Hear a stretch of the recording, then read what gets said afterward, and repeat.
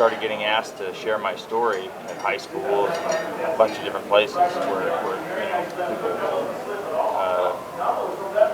get in trouble. And I don't know, I started following that a little bit, but couldn't take the fight out of me. So I just made that decision. I thought about it and prayed about it and decided I gotta come back. I still want to fight, and not to prove anything. I don't have to prove anything. I wanted to fight to compete. I love the competition. I love being 2 minutes into the fight, trying to figure that, that's where now I've hit you, you've hit me. Now it's time for me to figure out how to beat you, and that's where the fight starts. And that's what I felt tonight. He kind of was landing a little bit, and it was slow, and I couldn't get to him. And he had to. The challenge is me figuring out how I can beat that guy, and that's what that's what I thrive on. That in there. Well, and it seems too that the fact that you are an inspiration to people, all the things you have gone through in your life, that is certainly a big, huge part of it too, though. Oh, absolutely. I mean, I compete to carry the message to people who struggle. I just remember being in a spot where I thought there was nowhere else to go, and that life was done, and that was at 20, 21 years old. And I know there's millions and millions of people out there that don't think there's a way out, and when I compete, if somehow they hear a little bit of my story, and it gives them some inspiration to, make the next right decision, whether it's to not use or it doesn't matter. I just, I fight, and I fight for recovery. How close to getting submitted were you? Oh, and the guillotine? Yeah. Not close. It wasn't bad at all. It was just, it was tight, but he was kind of squished up against the cage, and my chin was tucked before he pulled. I let him pull, and I dropped because I knew he wasn't on. But I kind of figured I'd pop my head out and try and pass, but... Despite that, he still had a pretty good first round, Alexandre did. What was going through your mind between the first and second? Between the first and second? Well, towards the end of the first round, I was starting to time. He was sitting, and I was going to try and hit him before he threw the kick or before he threw the straight left. But that little, I needed to hit him right before he moved. I was trying to figure out how to counter that straight left and counter that kick, or block it and come back. And so I started to towards the end of the round, and so coming into the second round, I needed to feint and try and close that distance, or counter by making a miss and then come in with a combination, try and finish and get him to the ground. But so I started figuring them out. From a physical standpoint, Court, how many injuries were you really dealing with, and what was the journey like for you to come back from the litany of injuries that you did have? Well, I had the scapholunate ligament was detached, so like the ACL of my wrist.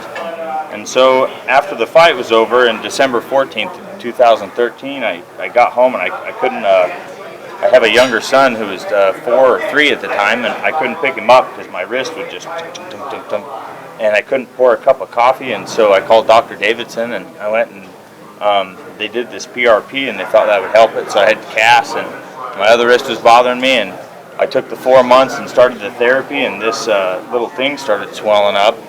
And so I called Dr. Davidson again, and he got me into a hand specialist. So almost 5 months passed before I went and saw a hand specialist. And he went in after 5 minutes. He said, your scapholunate ligament's detached. You got to get it fixed. You need to go into surgery. Oh, by the way, it's going to be a year before you can get back in there and use it and grab it. And I just was devastated. Like, I just wasted 6 months. Because at a year, I would have been fighting, or training for a fight. And so now it was like, well, 15, 16 months from now, you'll be training. And 15, 16 months from then is when I started my first, I did a 6-week camp, like I was training for a fight, just to see if I had it in here and to see if my body had it. And that's what I did. How implemental were your teammates and coaches in really rallying behind you and encouraging you to come back? Oh man, it made all the difference in the world. My very first real big fight was against Jeremy Horn, just a few fights after he fought Chuck Liddell for the title.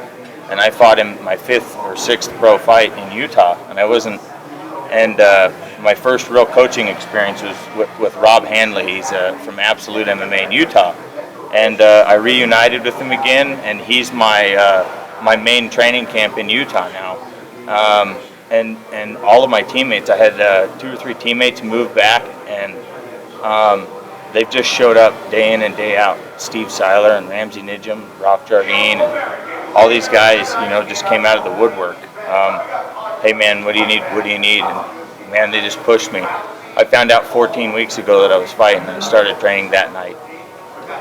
So, Can you talk about, being away from 2 years is different when you get in the octagon, and what were your expectations about how you would physically feel? And did you feel like you performed to your peak expectations?